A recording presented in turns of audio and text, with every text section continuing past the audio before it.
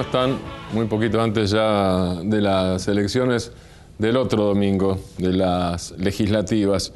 Paula Español es candidata a senadora nacional por el Frente para la Victoria, candidata a segunda senadora y economista. Yo quiero hablar un poquito de las dos cosas. Paula, ¿cómo estás? ¿Qué tal? Buenas noches. ¿Cómo estás, Martín? Muy bien. ¿Encuestas tenés primero? Vamos a hablar, con vos por hablar de números de encuesta y de números de economía. Arranquemos por una. Yo creo que las encuestas uno tiene, no tiene, pero yo prefiero seguir trabajando, porque me parece que lo importante, más allá de si las encuestas nos dan 2 puntos más, 2 puntos menos, estamos confiados, y no solo por las encuestas, sino por lo que nos sucede en la calle, que vamos a hacer una mejor elección aún que en las PASO. Y creo que a veces las encuestas se empañan y uno lo que tiene que estar es estar en la calle, hablando con los vecinos, hablando con los comerciantes y pymes, que también hemos estado hablando mucho. ¿Qué te preguntan? Más allá de lo que decís vos, después decime lo que decís vos, pero lo que me interesa saber primero es ¿qué te preguntan?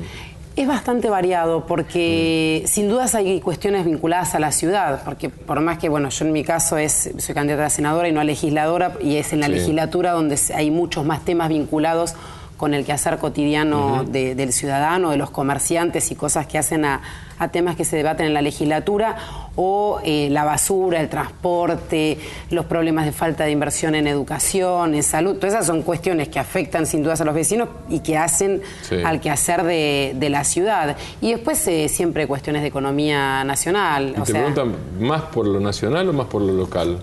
Es bastante variado. A veces, como soy economista, tratan de aprovechar en estas conversaciones para hablar un poco más de economía, pero hay aparte de una vinculación importante. Los comerciantes, si la economía va mejor, van a tener más clientes y van a tener una actividad que funciona.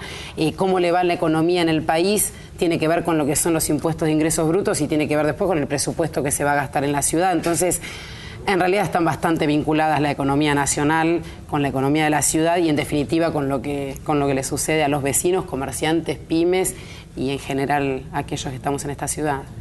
Y cuando te preguntan de economía, ¿te preguntan cómo va a seguir o te dicen me preocupa tal cosa? Y cuando te dicen me preocupa tal cosa, ¿qué preocupación recoges? Sin duda, una de las cuestiones que te preguntan es cómo seguimos. Y además suele haber ese temor, no digo infundado, porque se suele acentuar previo a las elecciones, de qué sucede después de las elecciones. Y yo, la verdad, que intento... un cataclismo, ¿no? Así. Claro, y además, toda esta cuestión de va a haber una mega devaluación, va a haber cuáles son las revoluciones que van a suceder después de las elecciones.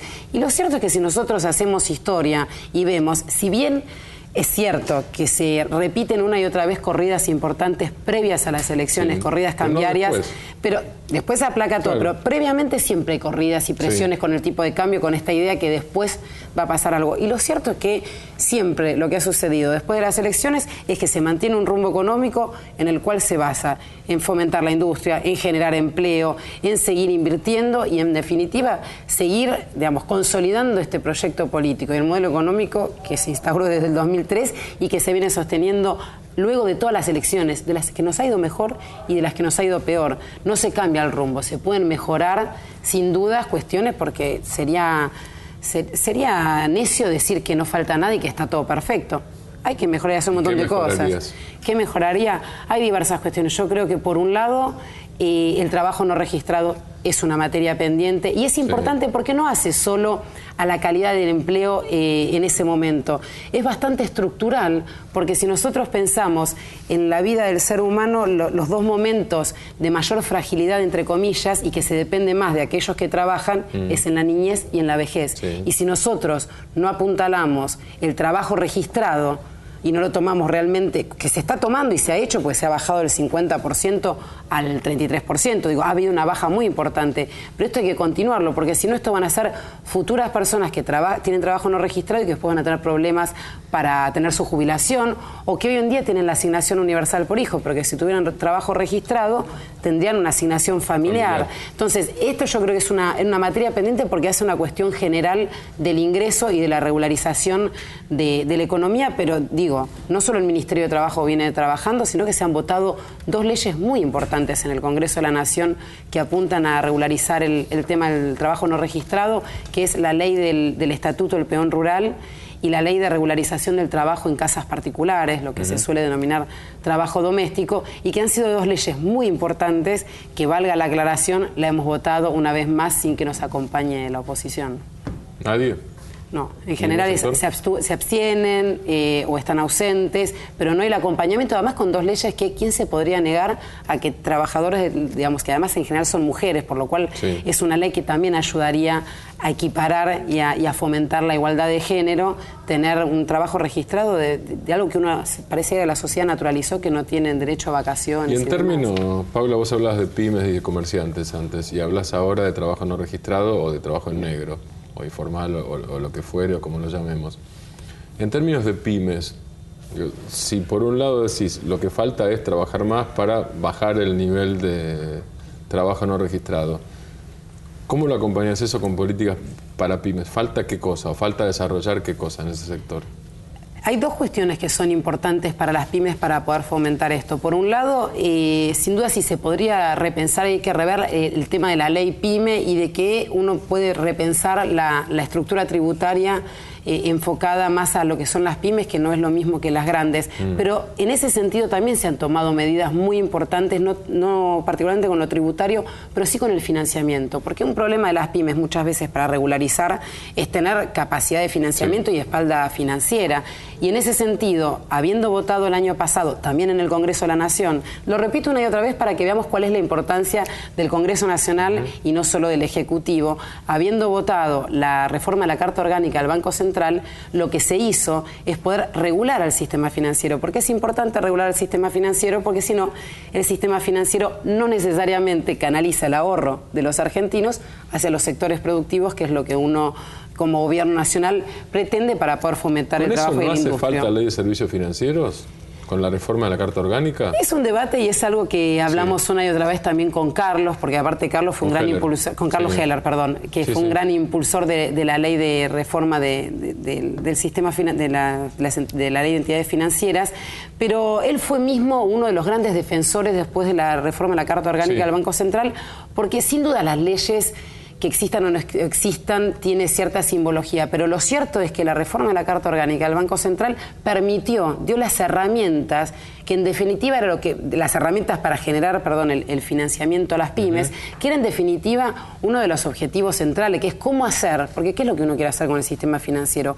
Que cumpla su rol de intermediario financiero, es decir, que del ahorro se destine a la inversión y no solo a atesorar, a especulación o a prestar al consumo al 40%, sino que ayude a reproducir la capacidad de producción, la capacidad de generar empleo, etcétera. Entonces, en ese sentido, realmente la reforma lo ha permitido y además no es que solo quedó en el enunciado, se implementó y a un año vista de haber implementado la nueva ley, son las líneas de inversión de crédito productivo, tenemos alrededor de 35.000 millones de pesos en un año que fue al sector productivo y el 50% fue a las pymes. Entonces, esto efectivamente... ¿Y ahí estás hablando de qué tasas? La tasa de esta línea es del 15,25% y a plazos mínimos de 3 años, lo cual es uno de los temas, porque las dos cuestiones fundamentales para que las pymes puedan acceder es los plazos y las tasas, que no sean demasiado cortos ni que sean demasiado altos. Cuando hablas del 40, el 40 debe estar entre la tasa del crédito personal y la de una tarjeta, ¿no? Exactamente, son ese tipo de tasas que están, exactamente. Entonces es muy por las nubes y entonces es imposible imaginar que alguien que tiene un proyecto productivo tenga una tasa de rentabilidad que le permita devolver a ese tipo de tasas. Pero por eso estuvo esta regulación, como lo mismo la regulación del mercado financiero, del mercado de capitales, a través de el reglamento de las aseguradoras, y que el famoso inciso K, con el mismo objetivo, hace eso, apunta a que parte de lo que recogen las aseguradoras lo destinen a créditos productivos. Y en definitiva esto también es ayudar a las pymes y ayudar también a poder regularizar, porque van a tener, insisto, otra espalda financiera para poder tener más empleo en blanco, para tener mejor inversión en tecnología y para poder avanzar en esta materia que falta, como decía. Más allá, Paula, de que el propio gobierno está por cambiar el índice, voy al tema que a mí me parece más de fondo, no porque no me parezca importante el tema del índice. Más allá de eso, ¿cuál es la estrategia para...? La inflación está hoy relativamente más baja que el año pasado y me parece que está, La pendiente es hacia abajo y no hacia arriba, tengo la sensación. Pero es una sensación, no sé. Y hay algunas lecturas, digo. Cifra, por ejemplo. ¿Qué se hace para bajarla todavía más, si es que eso es un objetivo? Sí, a ver, más que bajarla, alguno lo que entiende es, la inflación es un tema y es un tema del que hay que ocuparse y somos absolutamente, y este gobierno es absolutamente consciente de eso. Lo que pasa es que uno cuando le simplifican los temas, cuando desde la oposición dicen es un tema simple, uno le pregunta cuál es la solución. La solución simple es... No, el ajuste. El ajuste. Sí, obvio. Digo, sea del gasto... La simple es hacer recesión mañana y se resuelve, Y se resuelve, por sí, eso. claro. Como el gobierno nacional no va a hacer eso, ¿sí? Toma distintas medidas. Entre ellas, una primera que a veces hemos olvidado, pero que es fundamental, son las retenciones. Porque las retenciones, en definitiva, es desacoplar el precio internacional del precio doméstico y entonces también contener la inflación. Yo vuelvo a ello porque ahora se escucha una y otra vez algunos candidatos que dicen que hay que bajar las retenciones. Bueno, quisiera que recuerden que si uno baja las retenciones, entre otros problemas al sector industrial y demás que hay como consecuencia, también suben los precios. Al mismo tiempo, se buscó un acuerdo de precios y lo que se busca es generar más inversión también para ampliar la capacidad productiva. ¿Sí? Y tratar de manejar en el Consejo del Salario lo que es la puja distributiva natural de una economía que crece y que cuando una economía crece, y cada vez los trabajadores tienen más poder adquisitivo y tienen más capacidad de negociación porque no tenemos cifras de arriba del 20% de desempleo, en ese sentido, obviamente en esa puja, el Estado también interviene en el Consejo del Salario. Entonces, son todas medidas que se toman de una manera coordinada y se busca, ¿por qué? Porque no se va a querer enfriar la economía. Entonces las soluciones no son simples y no siempre funcionan todas perfectamente, pero lo que tienen es un objetivo claro en el cual la línea central del gobierno está en generar empleo y además en mantener la capacidad de compra de los argentinos. Y la capacidad de compra, porque este es otro tema a tener en cuenta, la capacidad de compra del salario, del haber mínimo, de la asignación universal. Si uno toma los índices que han, de los últimos 10 años y de los últimos años también, la asignación universal en mayo subió un 35%.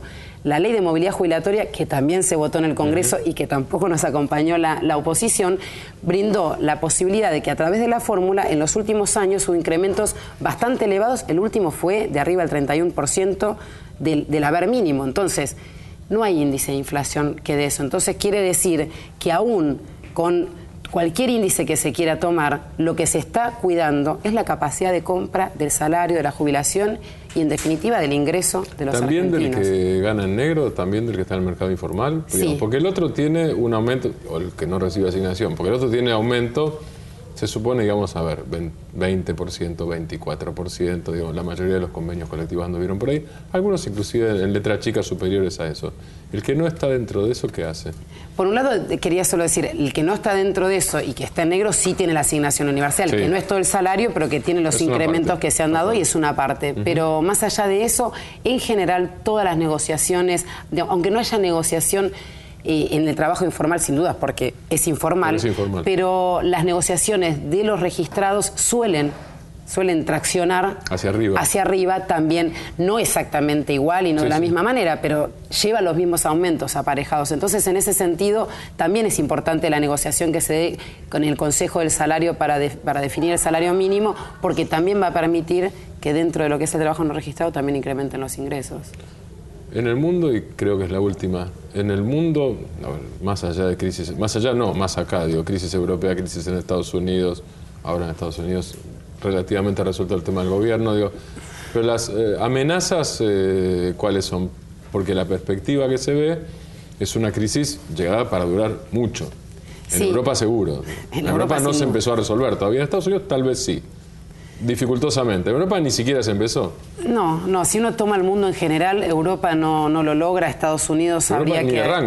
Europa ni arranca, no está en negativo directamente. Va para el otro lado. Al otro lado. Sí. Los países emergentes, si tomamos, pasaron de tasas muy elevadas a tasas importantes, pero que rondan más el 5 y 6% y no el 9-10 que estuvimos acostumbrados. Entonces, en ese sentido, es importante saber en qué mundo estamos, también para ver cuando uno tiene determinadas exigencias. Porque digo, Hoy se discute y parece un horror, digamos, si es un hecatombe del gobierno nacional, el cual hace 10 años que tiene un proceso de crecimiento de promedio de 7% y tiene superávit comercial aún, y se discute si vamos a tener 9.000, 10.000, 11.000 o 12.000 millones, o sea, no es menor, pero se están discutiendo eso. Brasil el primer semestre tuvo un déficit comercial de 3.000 millones de dólares.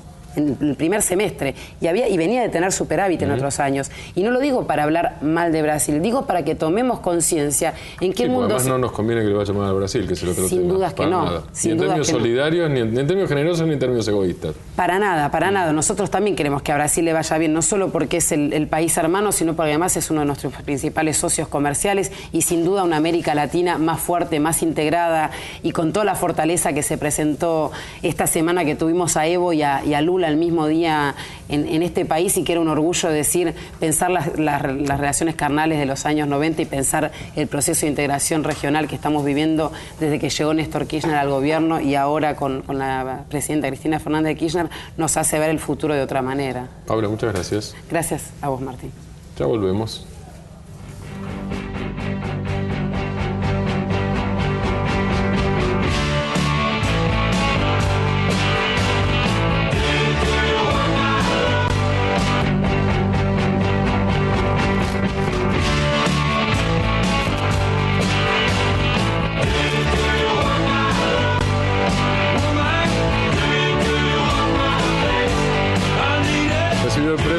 De personalidad destacada de la cultura y del periodismo anteayer en la legislatura porteña por iniciativa de Aníbal Ibarra y María Elena Nadeo, los dos legisladores.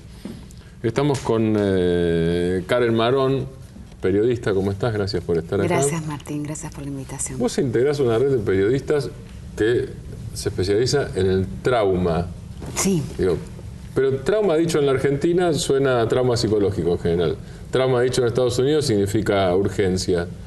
En este caso sería trauma psicológico. Son las consecuencias de lo que se vive en un conflicto armado o en una situación de conflictividad o violencia. ¿Y qué se vive? ¿O qué queda de lo que se vive, mejor ¿Qué queda de lo que se vive? Sí, porque el trauma es después, ¿no es cierto? El trauma es después. En realidad ahora... O durante y después, no sé, vos me dirás. Es durante...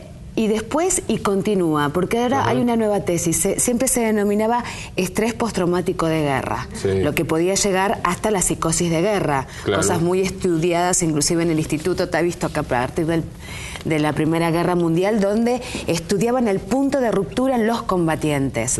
El estrés postraumático de guerra, dicen los nuevos estudios, ya no es post, continúa en el tiempo. Y no es solo en los combatientes, sino es en los combatientes y en justamente las víctimas civiles de las guerras. En realidad, en todos los que forman parte de la guerra, actuando como combatientes o los más inocentes de todos los inocentes, que son las víctimas. Y entre ellos están los periodistas, no como víctimas, sino como... porque... es un trabajo riesgoso, casi como el del combatiente, o sea, estamos sufriendo ambas cosas. Pero el tema es que recién se tiene en cuenta a partir del 2003, con la invasión a Irak, cuando se vieron resultados en periodistas que realmente habían llegado con síntomas, regresaban de hacer esa cobertura con síntomas... justamente psicóticos, adicciones. Entonces tanto AP, empezó Reuters, pero tanto Reuters como AP, en New York Times empezaron a aplicar un hecho que me parece interesante desde la salud. Vuelven sus corresponsales y son atendidos por especialistas, porque realmente se produce el punto de ruptura, Martín. Karen, lo que me contó a mí un periodista argentino que cubrió guerras, conflictos, antes del 2003 hubo algo traumático también, que fue el Sarajevo. Sí. Y contaba que yo un día le pregunté, no era un reportaje, era una conversación de amigos fuera de la Argentina, ¿a qué le tenía miedo exactamente? Dice, es obvio que le tengo miedo a que una bala me pegue, o un misil, o una esquirla, o lo que sea. Dice, pero tengo otro miedo más, me dice, porque lo vi. Digo, ¿qué miedo es? Entonces me cuenta, el quiebre. Digo, ¿y qué es el quiebre? Dice, a veces una escena te quiebra, pero vos no sabés cuál es. Digo, ¿qué quiere decir que te quiebra? Que desde ese momento sos otra persona, lo cual no quiere decir, no estamos hablando de madurar o de entender más, no. que algo que viste te destruyó. Exacto. Algo especial que no es igual para todos, pero dice, yo vi gente destruida después. Claro. No muerta, no herida, pero destruida. Dice, mi miedo es eso. Y yo creo que te empezás a morir en vida. A ver, cuando ingreso al Dart Center, en realidad fue a través de una periodista colombiana que era miembro de esta organización que está en la Universidad de Columbia, porque yo había empezado a tener estrés postraumático y no sabía qué era lo que me ocurría. ¿Y qué sentías, por ejemplo? Bueno, lo que tenía una gran angustia, un estado de depresión constante, sí, que yo no la podía identificar porque no sabía lo que era la depresión. Entonces estás llorando, estás viendo, regresando todo el tiempo a los lugares donde estás.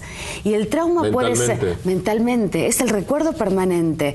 Entonces puede ser, no sé, para mí era una niñita que me querían regalar en Bagdad y que para mí me pedían por favor que me la llevaran, cosa bastante particular en una cultura y con una religión particular que no dan los niños, pero yo no me la podía llevar porque no era ni iraquí ni musulmana. Porque te estaban pidiendo que la salvaras. Absolutamente. ¿Qué quedó? La culpa y la angustia y la desesperación y el sueño constante que yo a Samira no la había salvado. Entonces, por ejemplo, ese fue uno de mis puntos de quiebre. Pero después tenés un montón de síntomas físicos, como es la hipervigilia. Por ejemplo, Martín, a ver, cuando estás, me voy a Irak otra vez, yo transmito para París, para Londres, envío notas a Sao Paulo, a Washington. Empiezo a trabajar 7 de la mañana y puede ser que a las 3 de la mañana del día siguiente siga transmitiendo con un satélite para abierto. Otros horarios, claro. Exactamente. Entonces, primero, no dormís, porque estás en el ejercicio del trabajo las 24 horas. Pero ¿cómo te despertás si te llegás a dormir? Canto del muezín, la primera cadena de explosiones de carros bombas. Así empieza tu día. Sí. Secuestros y decapitaciones. Cuando cerrás los ojos, por ejemplo, lo que te contaba nuestro colega, tiene un problema para dormir que después se extiende en las zonas cuando venís a tu casa. Con el tema de las decapitaciones, uno de los primeros secuestrados que estaban en el Hotel Alfanar, donde nos instalábamos muchos periodistas frente al Palestine, el primer decapitado fue un comerciante estadounidense que fue a hacer negocios a Irak. ¿Por qué no dormía? Porque tenía la fantasía que alguien iba a entrar por esa puerta a cortarme la cabeza. Y después de eso empecé a hacer este gesto. Entonces, el punto de quiebre puede ser cualquiera. Entonces, y aparte, vos tenés una adrenalina que te funciona, todos tus sistemas químicos, neurológicos y hormonales cambian. Porque estás viviendo una realidad que es totalmente inusual. Sí. Ahora, nosotros somos periodistas y vamos a ir porque queremos, porque es nuestro trabajo, porque queremos contar la historia. Pero somos millones de seres humanos que estamos en este momento en estas circunstancias. Y con unas consecuencias gravísimas, porque son vidas destrozadas. Discúlpame, en tu caso, ¿por qué querés? Porque efectivamente lo que vos decís es cierto y los periodistas, digamos, algunos la van de héroes, pero mi experiencia en contacto con gente que cubre guerras es que más bien es lo contrario, digo. Él o la que la va de héroe es casi radiado. Absolutamente. Es casi radiado por el resto porque, a ver... El turista bélico, claro, es para mí. Vos no sos el centro, ¿no es cierto? Vos no sos el centro. El centro es otra cosa. Exactamente. Bien. Eso es mi experiencia de charlas con periodistas. En tu caso, ¿a vos por qué te interesa? Digo, sabiendo que corres un riesgo. Sabiendo que corres todos los riesgos. Yo, por ejemplo, este compañero decía que tiene miedo a las balas. Yo voy mentalizada, voy desde hace 10 años, ni pienso en las balas. Es como que es algo que es parte... Lo que vale es la inconsciencia. No, estoy consciente... Sí, pero no puedes estar consciente todo el tiempo. No. Si no tenés miedo. No, porque si no te vas. Si no te vas. Obviamente. Claro, sí, estás... Pero digamos que aceptás de que una bala puede venir, que puede ser secuestrada. No sé cómo explicarlo. Es como...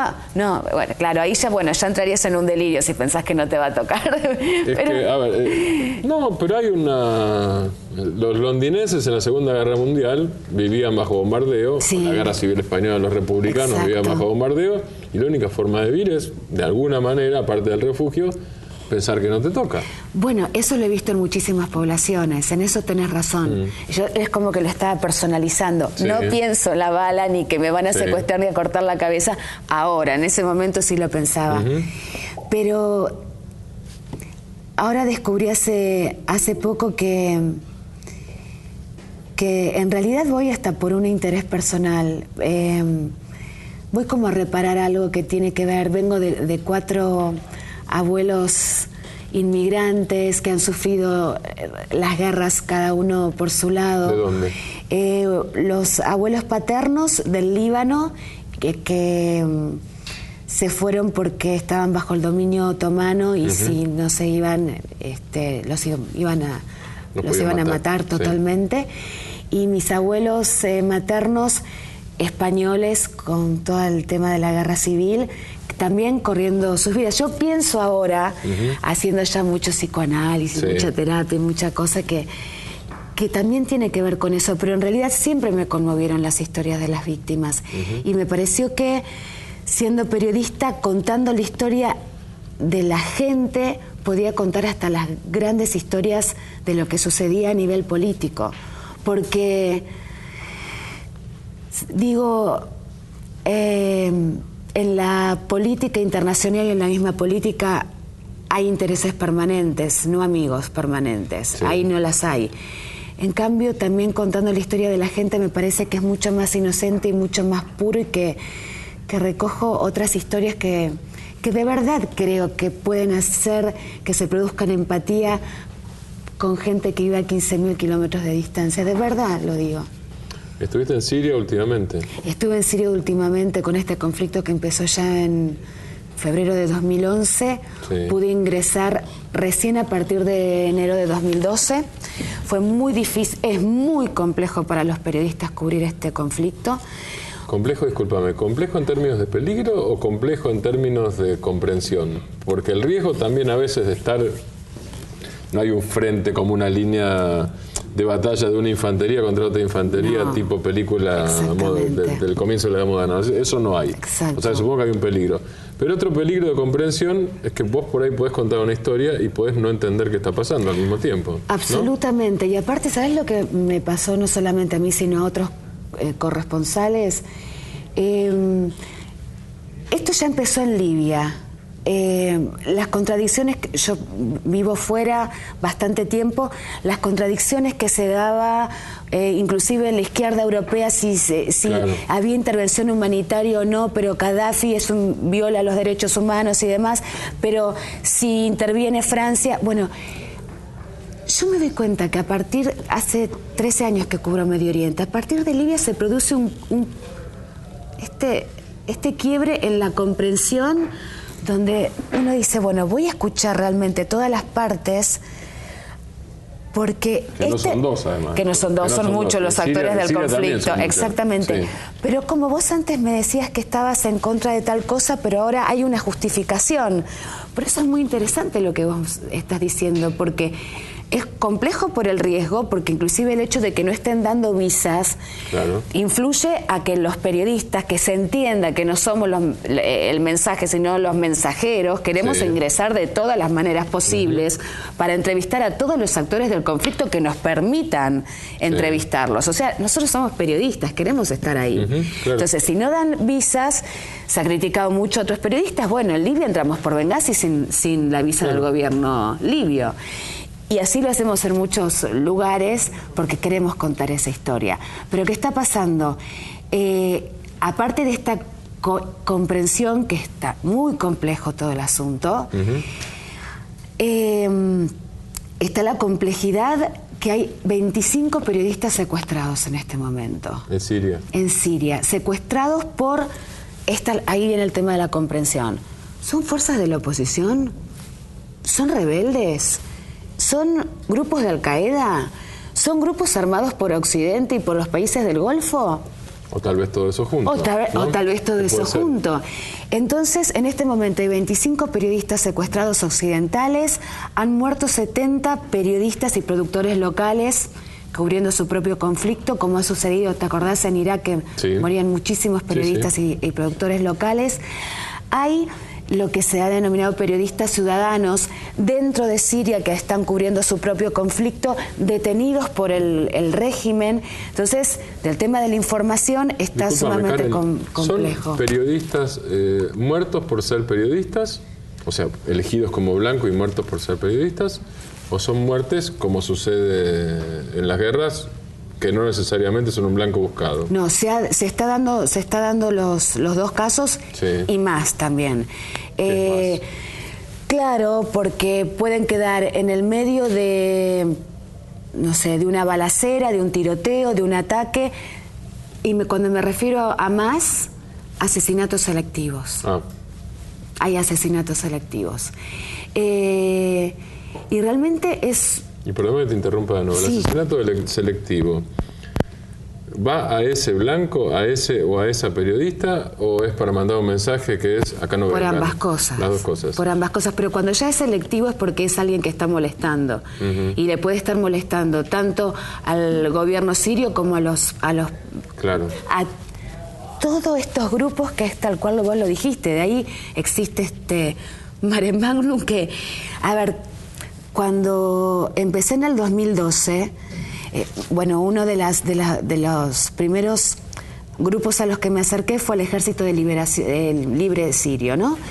Entonces entrevisto a uno de los capitanes que estaba con base en Turquía.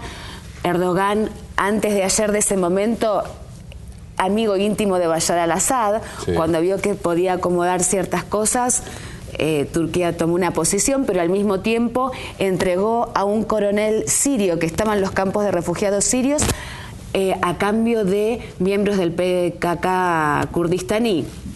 O sea que el juego de intereses es permanente. Bueno, fue más claro cuando entrevisté a los miembros del Ejército Libre de Siria. Entonces eran desertores del ejército, tenían una cierta idea, tenían un cierto parámetro. Entrevisté a los miembros de la coalición política, hasta que cuando seguí trabajando, Martín, encontraba al Consejo Superior Revolucionario, al Consejo del Levante, a los miembros de Al-Qaeda. Bueno, entonces eso es un gran mare magnum que ahora están luchando entre ellos, por lo que se ha visto. Las últimas noticias. Karen, muchísimas gracias. Gracias, Martín. Nos vamos siempre con dos frases de Lula que yo voy a repetir. Una es, y Lula estuvo esta semana en Buenos Aires, yo estuve con él en San Pablo la semana pasada, sigue diciendo las frases. Una es que la democracia es movimiento perpetuo y la otra es que la política no es un pacto de silencio. Hay otro señor que hacía política, aunque esto no es muy conocido, que fue diplomático, que combatió la dictadura, se llamaba Vinícius de Moraes. Pasado mañana se cumplen 100 años del nacimiento. Na praça caí-me, sentir preguiça no corpo e numa esteira de vime, beber uma água de coco é bom, passar uma tarde em Itapuã, ao sol que há de Itapuã, ouvindo o mar de Itapuã, falar de amor em Itapuã. Passar uma tarde em Itapuã, ao sol que há de Itapuã, ouvindo o mar de Itapuã, falar de amor em Itapuã.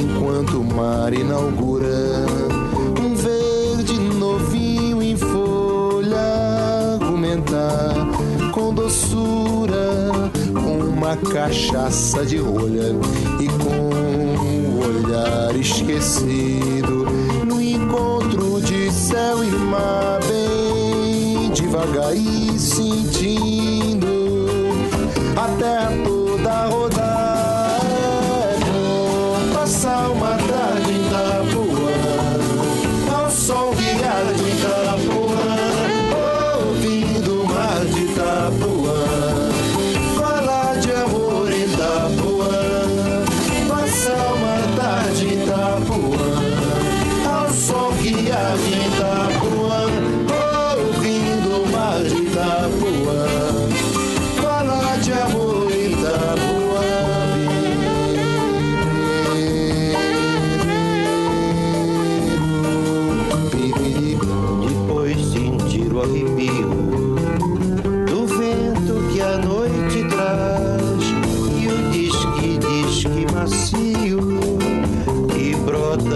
coqueira e nos espaços serenos, sem ontem nem amanhã, dormir nos braços morenos da lua de Itapuã. É bom passar uma tarde na rua, ao sol que arde